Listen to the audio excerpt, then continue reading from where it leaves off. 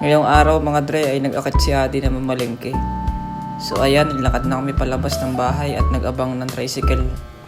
Nakasakay din naman kami agad mga dre, kaso parang lugi ako sa upuan, sakop niya lahat. Dumating na kami sa bayan.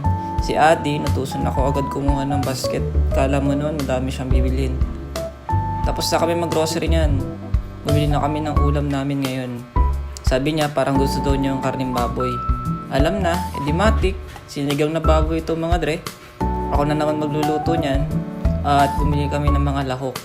Nakita daw niya kahapon na wala daw sibuyas yung video ko kaya bumili na kami. Hindi na niya nakalimutan yung itlog. 1 week daw kaming itlog ang ulam. Kaya kalahating tray ang binili. Habang kami naglalakad ay napadaan kami dito sa Pahiyas. Ay pagkaganda magpastan mga dre. Malapit na pala sa dito mga dre. Bumili na kami ng bigas at paubos na rin.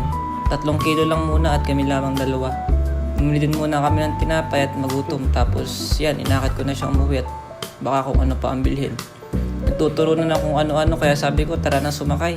So paano mga dre, happy Sunday sa inyo. Magluluto na muna ako.